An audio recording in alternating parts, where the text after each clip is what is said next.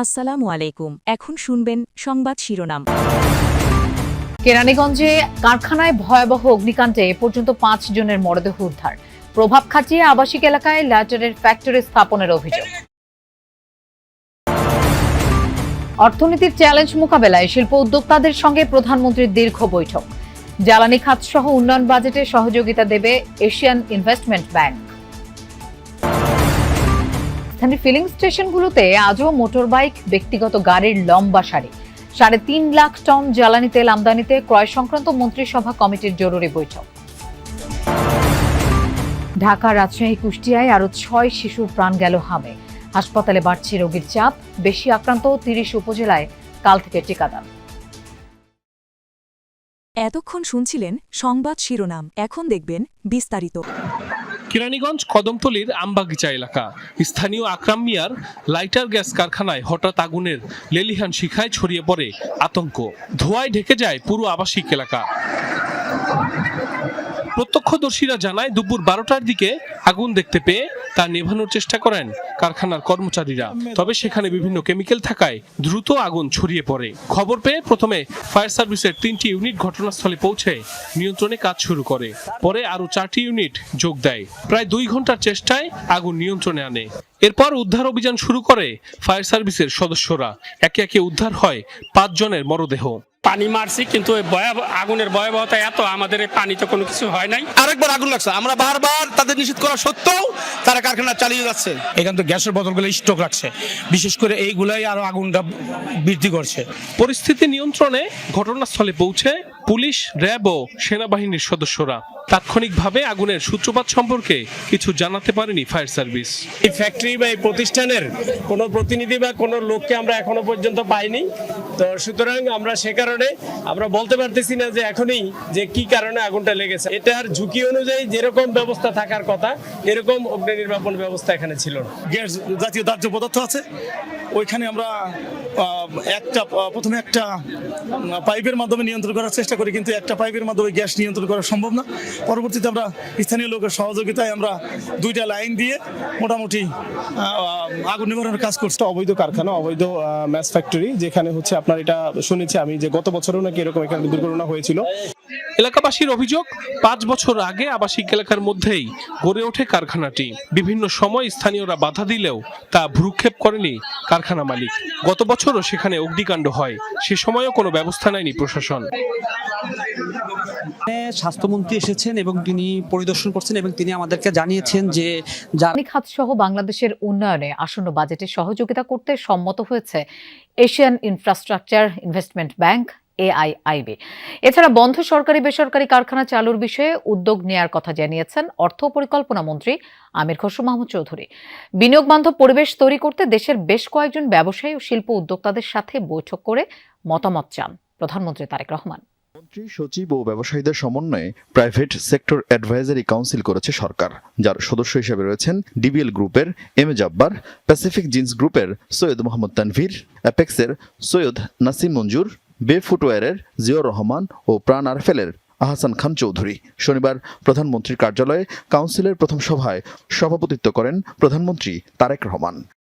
দেশে ব্যবসা ও বিনিয়োগ বান্ধব পরিবেশ তৈরি করতে ব্যবসায়ীদের কাছে মতামত চান প্রধানমন্ত্রী। সভায় উত্থাপিত কিছু সংকট তাৎক্ষণিকভাবেই সমাধান করেন তারেক রহমান। বিনিয়োগ বান্ধবের হওয়ার যে প্রক্রিয়া, সেই হিসাবে আজকে ব্যবসায়ী নেতৃবৃন্দের সাথে বসা হয়েছে। তাদের কাছ থেকে উনি শুনেছেন যে বিনিয়োগের পথে বাধা কোথায়, তাদের বিনিয়োগে বাধা কোথায় কোথায় পাচ্ছে, এগুলোর সমাধান উনি করতে চান, খুব সহসা করতে চান, এবং এইগুলো শুনেছেন। কিছু কিছু সমাধান অন দ্য স্পট দিয়েছেন, আর বাকিগুলো আলোচনার মাধ্যমে সমাধান দেওয়া হবে। নতুন প্রজেক্টের বাইরেও যেগুলো পুরনো প্রজেক্ট বন্ধ হয়ে আছে এগুলো চালু করার জন্য আলোচনা হয়েছে, এবং এগুলোর উপর সমাধান দিয়ে আমরা আশা করি অনেকগুলো প্রজেক্ট চালু করা হবে। পরে এশিয়ান ইনফ্রাস্ট্রাকচার ইনভেস্টমেন্ট ব্যাংকের প্রতিনিধি দলের সাথে সৌজন্য সাক্ষাৎ করেন প্রধানমন্ত্রী। এ সময় বাংলাদেশের উন্নয়নে প্রতিষ্ঠানটি সহযোগিতা করার প্রতিশ্রুতি দেয়। জ্বালানি সংকটের কারণে জরুরি ভিত্তিতে বিভিন্ন ধরনের 3,50,000 টন জ্বালানি তেল আমদানির জন্য ছুটির দিনে বসেছে ক্রয় সংক্রান্ত মন্ত্রিসভা কমিটি এবং অর্থনৈতিক বিষয় সংক্রান্ত মন্ত্রিসভা কমিটির বৈঠক। বিকেল 5টার পরে ভার্চুয়াল মাধ্যমে শুরু হওয়া এই বৈঠকে সভাপতিত্ব করছেন অর্থ ও পরিকল্পনা মন্ত্রী আমির খসরু মাহমুদ চৌধুরী। মধ্যপ্রাচ্যের চলমান যুদ্ধের কারণে আন্তর্জাতিক জ্বালানির বাজারে তৈরি হয়েছে অস্থিরতা। এই বাস্তবতায় আগাম প্রস্তুতি হিসেবে জ্বালানি মজুদ নিশ্চিত করতে চায় সরকার। আরব আমিরাত, কাজাখস্তান সহ বিশ্বের বিভিন্ন উৎস থেকে তেল কেনার সিদ্ধান্ত নেবে সরকার। দেশ জুড়ে কাটছে না জ্বালানি তেলের সংকট। রাজধানীর বেশিরভাগ পাম্পে চাহিদা বেশি অকটেন ও পেট্রোলের। এই দুই জ্বালানির সংকটও বেশি। তাই পাম্পগুলোর সামনে আজও ব্যক্তিগত গাড়ি ও মোটর বাইক চালকদের লম্বা লাইন দেখা গেছে। অনেক গ্রাহক জানান, জ্বালানি তেলের সংকটে তাদের জীবিকা বন্ধ হওয়ার উপক্রম হয়েছে। মিরপুর রোডে বাইকের লম্বা সারি, জ্বালানি তেলের জন্য অপেক্ষা করছে শত শত মানুষ। তাদেরই একজন মামুন কাজ করেন পার্সেল সরবরাহ প্রতিষ্ঠানে। তেলটা না পাই তাইলে আমার এই অফিসে কার্যক্রম বন্ধ থাকবে, আর আমাদের যেহেতু টার্গেটে কাজ, টার্গেট ফিল আপ না করলে তো আমি মান্থলি ভাবে স্যালারিটা পাবো না। তেল না নিলেও বেতন পাবো না, আবার তেল নিতে এসে বেতন বন্ধ আর কি।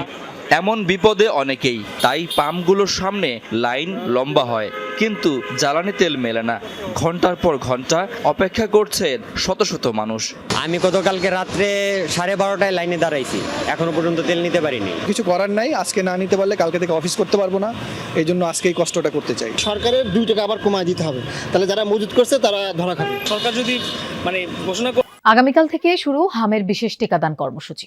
6 মাস থেকে 59 মাস বয়সী শিশুরা এই টিকা পাবে। কেউ আগে টিকা পেয়ে থাকলেও ক্যাম্পেইনে টিকা নিতে পারবে। দুপুরে স্বাস্থ্য মন্ত্রণালয়ে সংবাদ সম্মেলনে এসব তথ্য জানিয়েছেন স্বাস্থ্যমন্ত্রী সর্দার সাখাওয়াত হোসেন। সারা দেশ নয়, প্রথম পর্যায়ে টিকা দেওয়া হবে 30টি উচ্চ ঝুঁকিপূর্ণ এলাকায়। দেশে প্রতিদিন হাজারের বেশি মানুষের হামের উপসর্গ দেখা দিচ্ছে। 19 দিনে মারা গেছেন প্রায় 100 জন। পরিস্থিতি নিয়ন্ত্রণে বিশেষ টিকা কর্মসূচি শুরু হচ্ছে রোববার। 18টি জেলার 30টি উপজেলায় ক্যাম্পেইন চলবে। এসব এলাকায় হামের সংক্রমণ সবচেয়ে বেশি। পরে দেশের অন্য এলাকাতেও শুরু হবে কর্মসূচি। হামের টিকা দেয়া হয় 9 মাস বয়সে। পরিস্থিতি বিবেচনায় টিকা নেয়ার বয়স কমল 3 মাস। এখন থেকে 6 মাস বয়স পরেই দেয়া যাবে এই টিকা। এই 30টা উপজেলা শুরু করা মানে আমাদের কার্যক্রম শেষ না।